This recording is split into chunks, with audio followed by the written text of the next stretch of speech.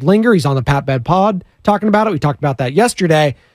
If he continues to do this, and he continues to bring it up, and he continues to bring it up on the court when he's getting ejected, stomping on guys like Domantas Sabonis, yada, yada, yada, are you okay, Warriors fans, if Draymond Green is the reason that your boy, Stephen Curry, doesn't win his fifth?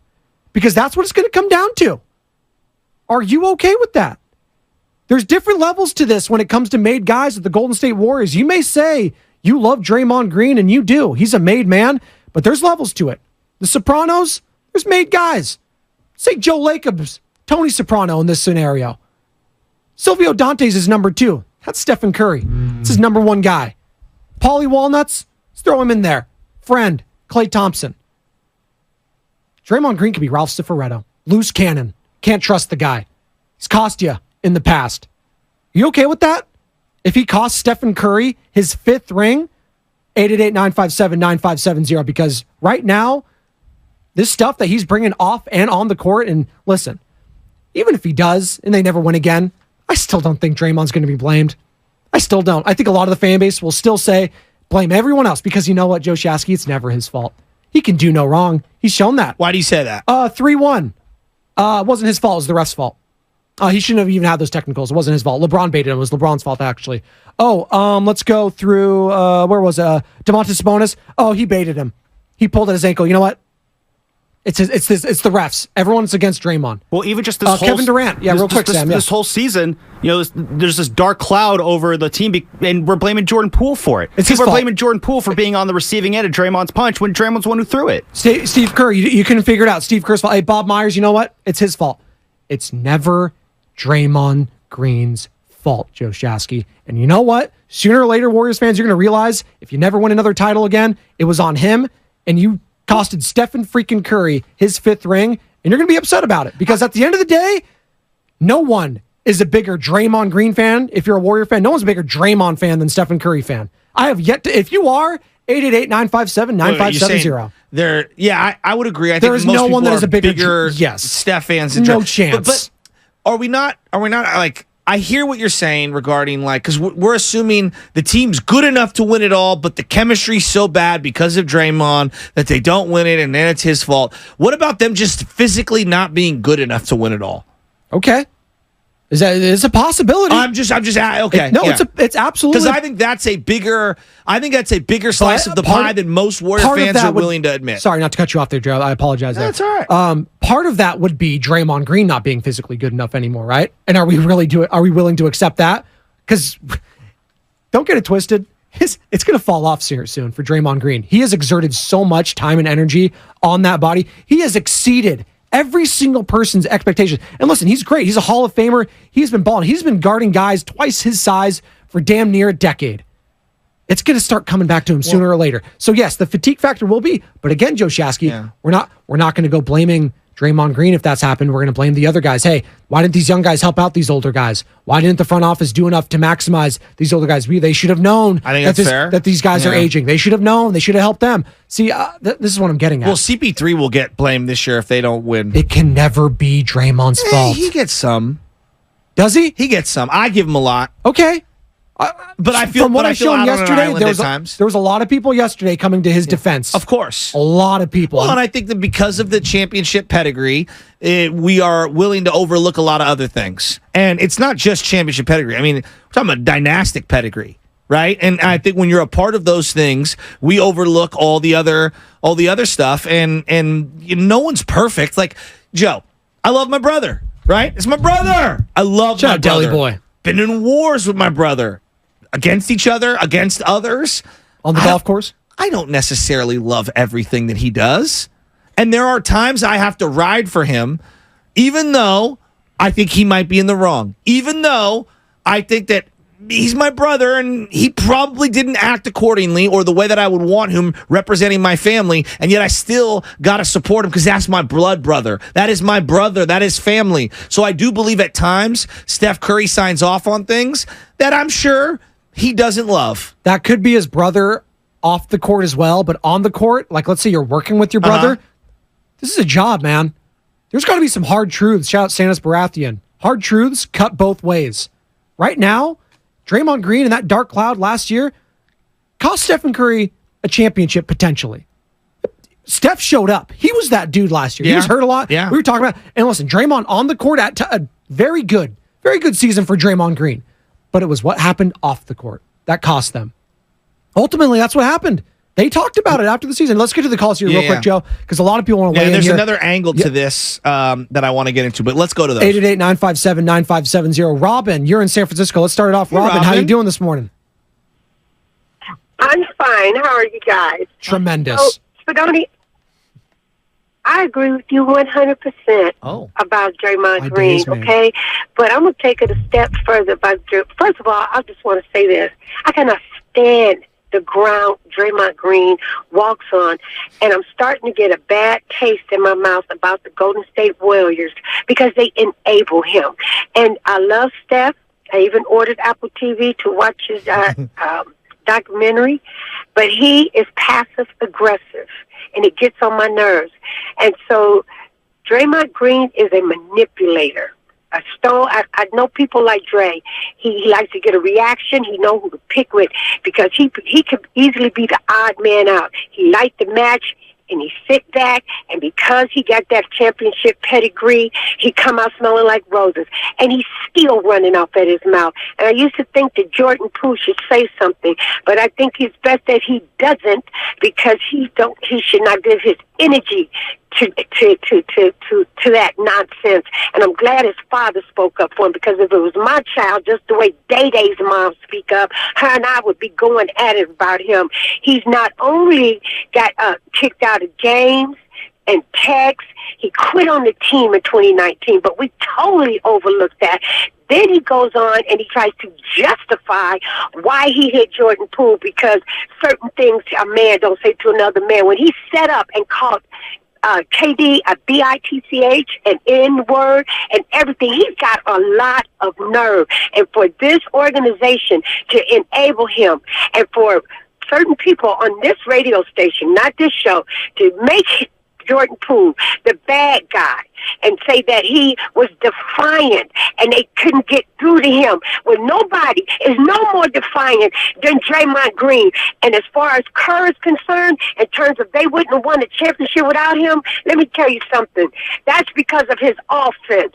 Draymond Green is who he is because of his offense. Other than that, he's an average player coming off the doggone bench, okay? And if Steve Kerr would maximize his offense, then we wouldn't be so dependent on Draymond Green because we don't have the talent. And the next one to go is Kuminga, and I bet you. Bye, you guys. Thanks, Robin. Tremendous. There's a lot there. There was a lot. She's on fire this morning. What did you make of Draymond and I guess Jordan Poole's father going back and forth on the internet yesterday?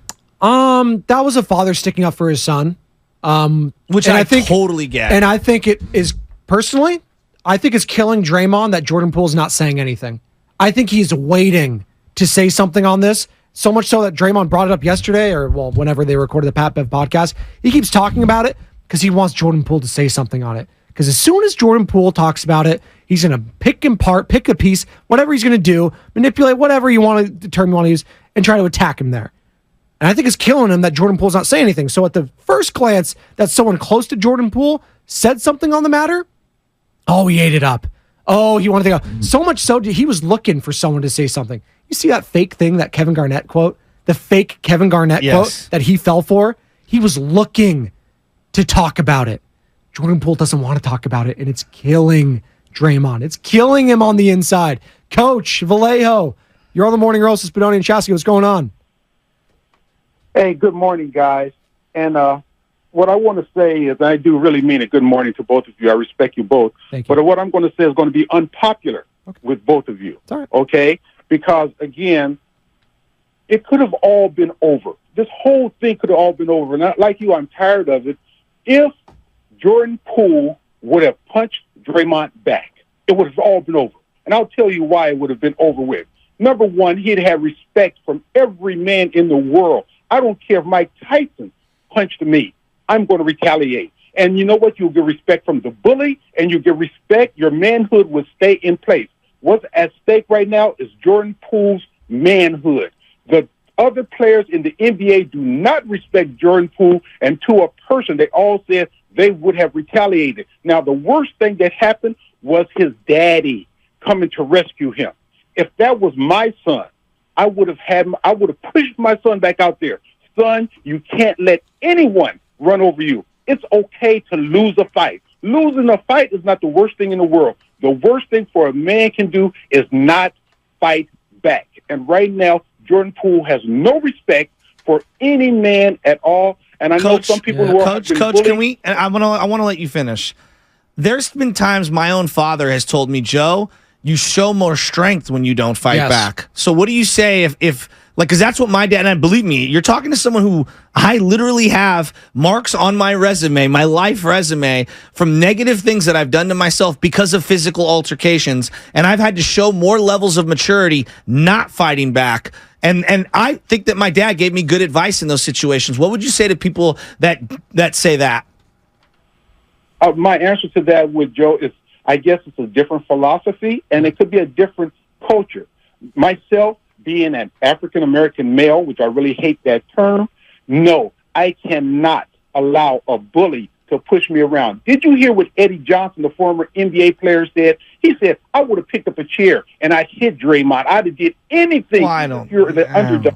Well, Eddie also said Draymond was a bully on and off the court, and then he got a little verbal altercation. He couldn't take it from practice. So it is what it is. Thank you so much. Thank you so much this Coach, is where, appreciate you. Look, is there a time and a place for you to stand up for yourself physically? Absolutely. This is not a catch-all. Life is not all about, catch-all. Sometimes you got to paint outside the line, all right?